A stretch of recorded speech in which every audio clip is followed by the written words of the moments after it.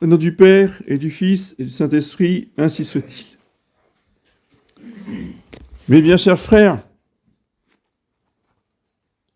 les textes des dimanches après la Pentecôte reviennent sans arrêt, insistent lourdement sur les questions des pharisiens, de l'esprit des pharisiens et de l'esprit de Jésus-Christ.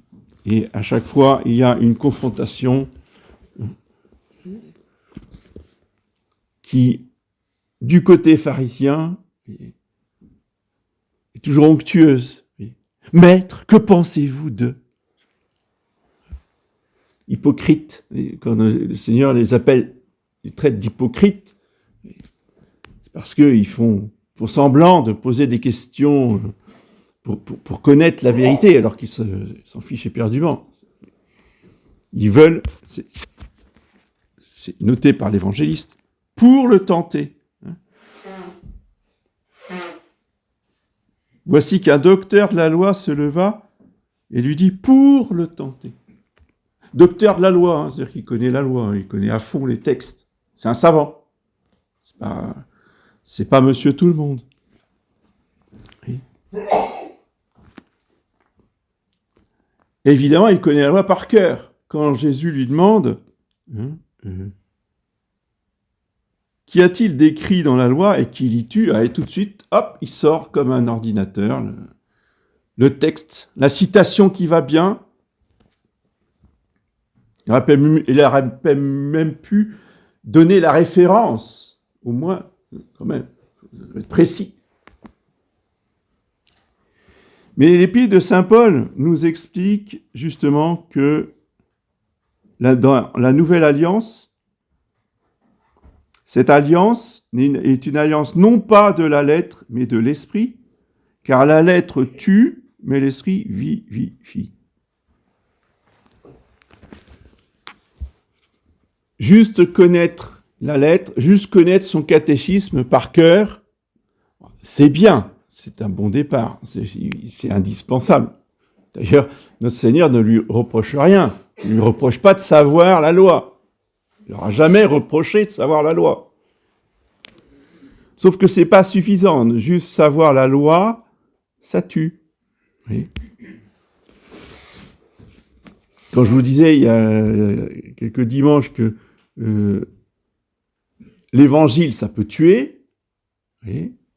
Pourtant, c'est l'évangile, c'est la parole de Dieu. Bah oui, mais si on la comprend de manière purement humaine, à notre façon, à nous les hommes, de raisonner, d'avoir l'expérience de la vie, voyez, on peut avoir une très grande expérience avec l'âge et ne rien comprendre à l'évangile.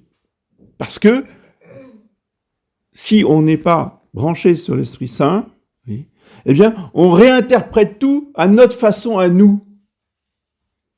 Très humaine, très terre à terre. Oui. Et ça tue.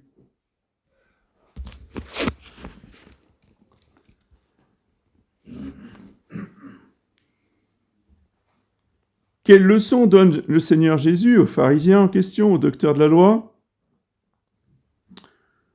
Bon, maintenant, dis-moi, on a fait l'application concrète. C'est qui ton prochain? C'est bien de me dire, il faut aimer son prochain comme ça, mais il lui dit, mais c'est qui ton prochain? Alors, Jésus prenant la parole, lui explique une parabole, une image d'un homme qui descendait de Jérusalem à Jéricho, qui tombe dans les mains des voleurs et qui reste à demi-mort sur le bord de la route.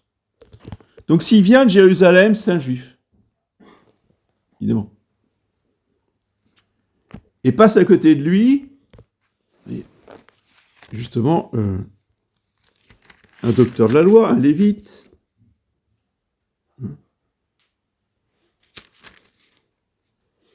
un prêtre, un lévite, et personne ne s'occupe de lui. Parce que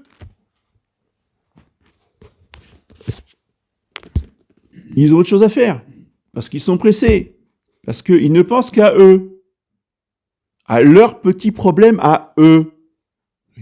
C'est qui est plus important que tout le reste. On ne va pas perdre du temps à s'occuper de quelqu'un qui est dans le fossé, quand même. Oui. Ça, c'est la perversion ultime de la religion mosaïque. Voilà. Ils connaissent par cœur le commandement de Dieu. Tu aimeras le Seigneur ton Dieu, tout ton cœur, tout ton esprit, d'accord ? Mais on passe à côté d'un pauvre malheureux et on ne va pas s'en occuper.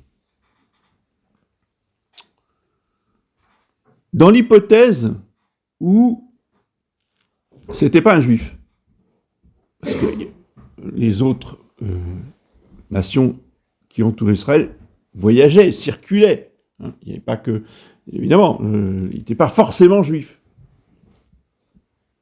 Alors là, c'est un autre exemple, enfin c'est une autre cas de figure, si vous voulez, qui dénonce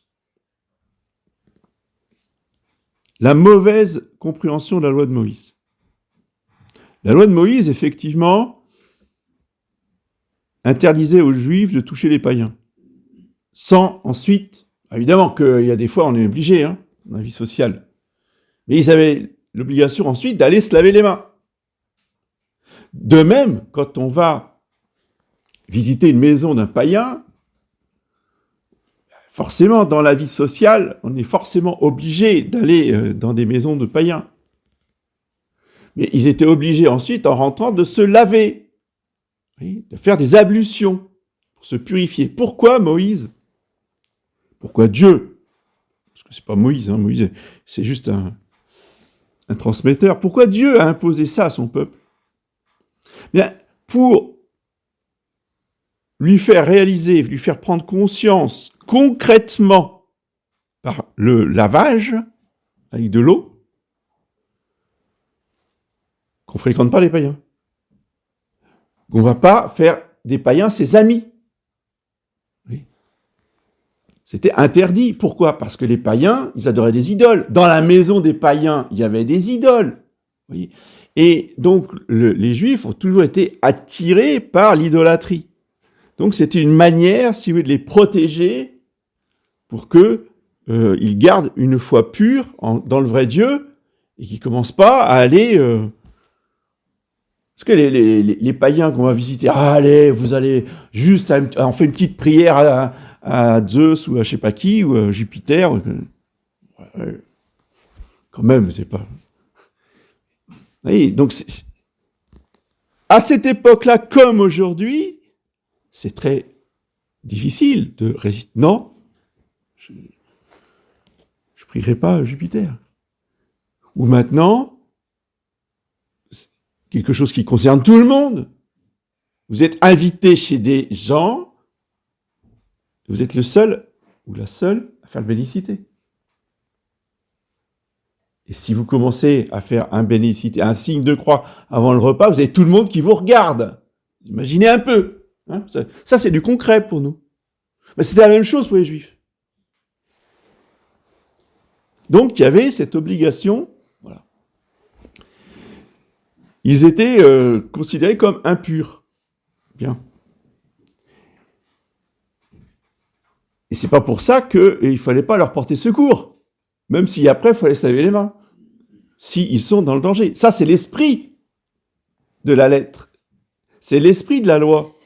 Oui.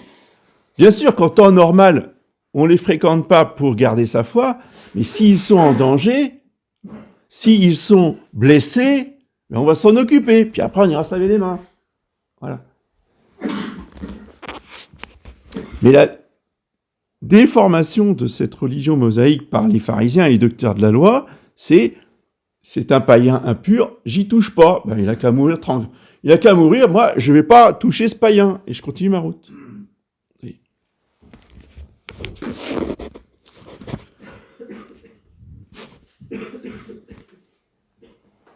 Notre Seigneur donne l'exemple de ce Samaritain qui est un hérétique, qui est quelqu'un qui ne croit plus dans l'unicité du vrai Dieu.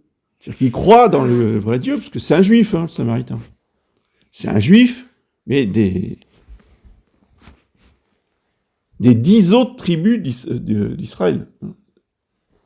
Donc eux, ils avaient les Juifs, les Judéens, ils avaient leur capitale à Jérusalem, puis tous les autres, ils avaient leur capitale à Samarie. Et en plus de Jéhovah, ils adoraient tous les dieux païens de la région, ils étaient les bienvenus, c'était du syncrétisme. C'est le nouvel âge avant l'heure. Donc c'est quelqu'un qui n'est pas du tout recommandable, le Samaritain en question.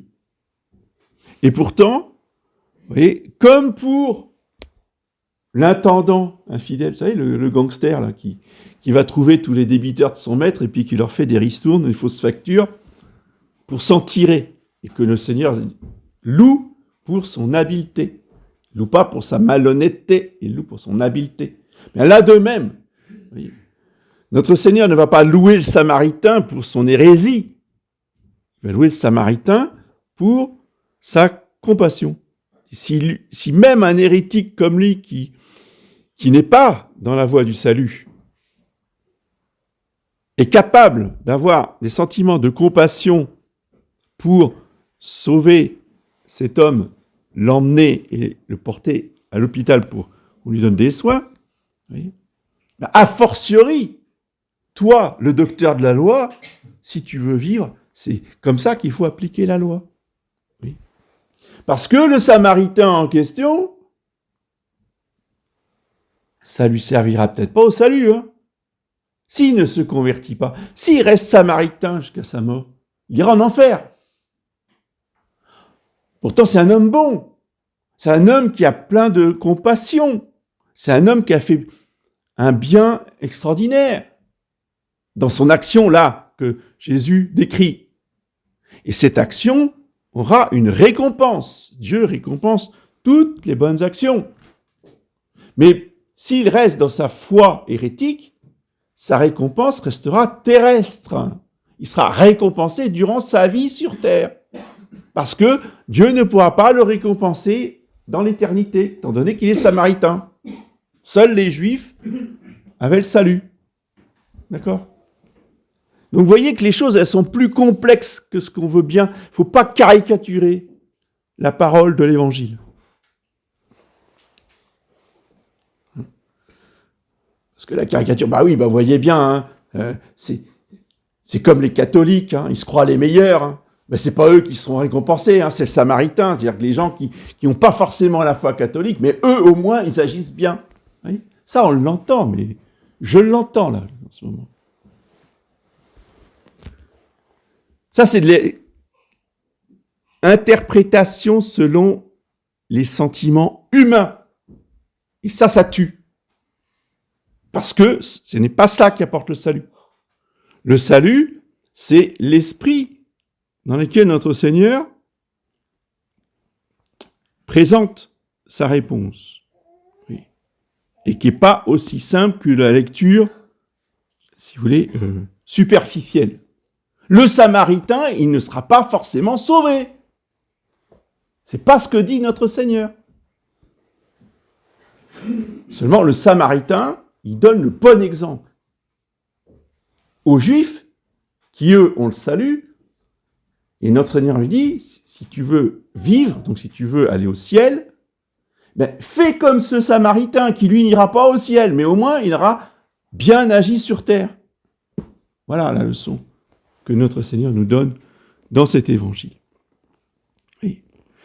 Eh bien, demandons au Saint-Esprit les lumières pour bien comprendre ces évangiles. Oui. Et ne croyons pas que nous pouvons y arriver tout seuls. Pour y arriver, nous avons besoin de guides. Nous avons besoin des auteurs spirituels, nous avons besoin des pères de l'Église, nous avons besoin des docteurs de l'Église. Oui. C'est très important.